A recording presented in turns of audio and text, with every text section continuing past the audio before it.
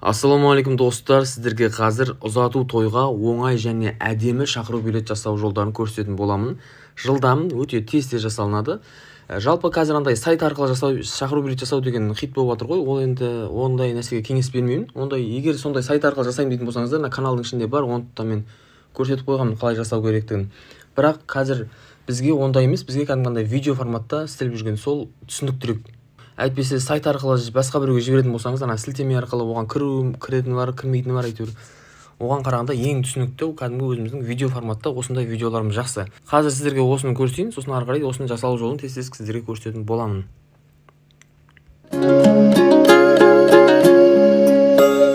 Көркіңмен тамсантып талайды, бой жетіп қалдың бар айлам. Әлпештеп өсірген атанаң қимас бір сезіммен қарайды. Бағыңды тілеп, елжіреп жүрек. Жалпы түсінікті деп ойлаймын. Енді жасау жолдарын көрсетейін. Ең бірінші бізге керек шаблон. Ол шаблонды мен артында ғана фон тұр ғой. Сол фонды мен интернеттен алдым. Интернет болғанда да ютубтан алдым. Мінекей андай просто осындай шаблон артында қимылдап тұратын. Бұл мен ютубтан скачать етіп алдым да осы телеграм ботқа жібердім, маған видеосын жіберді. Ютубтан қарап көрсеңіздер болады, болмаса маған жазыңыздар, мен сіздерге осы шаблондарды жіберемін. Мына жақта қаншама шаблондар бар. Бұны мен скачать етіп аламыз. Сөйтеміз де CapCut приложениесіне кіреміз. Мінекей осындай форматта шықты. Енді мен бұны 9:16 формат қылуым керек, ұзыннан, өйткені әдемі көрініп тұрады сол кезде. Формат ауыстыратын жеріміз мінекей астың жағын бетеміз да. Мынаған кірсек, осы жерде осындай форматты таңдаймыз. Сосын қалаған жағымды ауыстырып қоя береміз. Былай ма, қалай ыңғайлы. Былай қосайын. Енді мен анимация қосайын.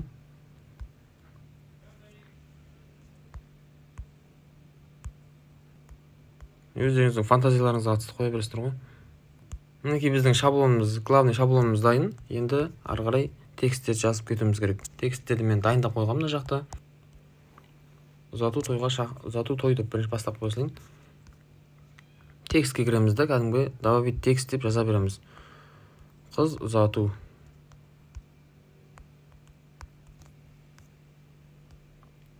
Енді бұл жерден стиль деген басамыз да.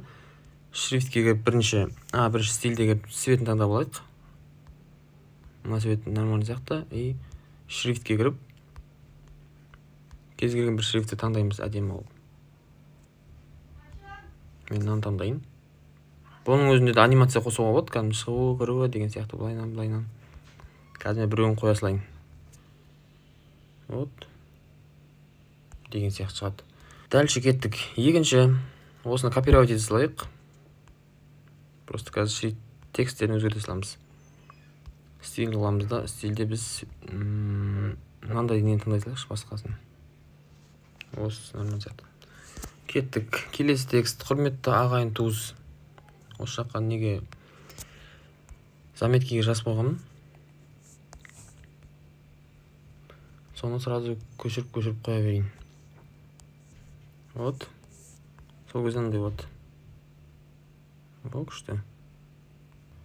Сосын бұны сәл бояуын қалыңдау қылуға да болады. Мына жақта жирный деген бар. Үстіңізде сәл қалыңдау әдемі көрінеді. Вот, мына күшті. Келесі тағы да копировать етеміз дәл осыны. Келесі текстті келеміз. Осылай бөліп жасақ, ортадағы Аружан деген текстті үлкендеу жаза аламыз да сол кезде. Сол кезде бұны сәл үлкейте аламыз.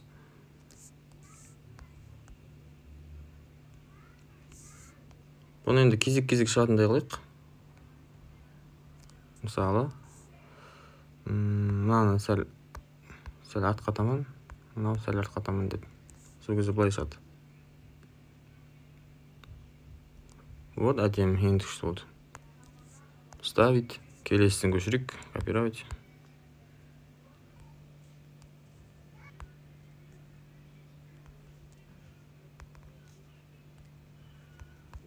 Вот, мінекей осындай болып шықты, бір қарап шығайық. Енді ары қарай музыка қою, басқа бәрін көрсетемін. Все, болды. Түсінікті, иә? Енді музыкамыз қалай қоямыз? Егер CapCut болатын болса, осы жерден де музыкаларды қоя беруге болады. Звук деп басып, осының ішіндегі әртүрлі музыкаларды қолдана беруге болады. Android болатын болса, ол өздеріңіздің ішінде музыка бар, сіздерде скачать етіледі ол музыка, соны осы жерден қоя беруге болады, папка дегенді басып. Ал iPhone-дарда ондай музыка ішінде сақталмайтын болғаннан кейін біз Telegram арқылы қоямыз. Телеграмда менің өзімнің группам бар,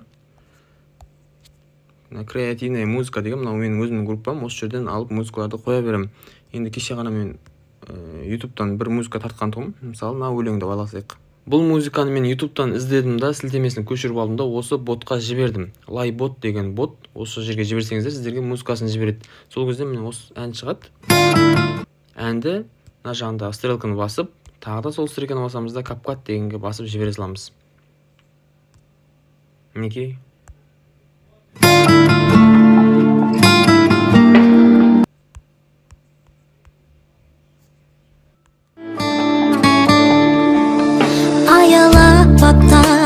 Біліп баққан әкемнің ерке қызымын, әлдилеп мақтап жұлдызын жаққан анамның жарық ізімін.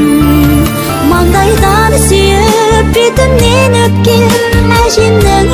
Вот, әдемі шықты. Енді бұның тексттерін жаңағы созып істей бересіздер ғой, менге тез-тез өтіп жатыр. Бұны созу үшін жаңағыдай мынаны басамыз да, жаңға қарай созып кете береміз. Ұзақтау шығады сол кезде. Менге барынша қысқартып тастадым. Мінекей дәл осылай, ешқандай да қиын емес. Дәл осылай істегендеріңіз дұрыс, өйткені осы түсінікті халыққа, осы әдемі сақталып қалады. Ана сайт арқылы жасайтын болсаңыздар, оны сілтеме арқылы біреуге жіберетін болсаңыздар, оны біреу кіре ма, кірмей ма оған, ол тарала ма, таралмай ма әртүрлі. Осындай видеоларды ол біреуге жіберсеңіз, ол ашып көреді, ары қарай таралады, басқа қылады. Өте түсінікті халыққа. Осылай жасай беріңіздер.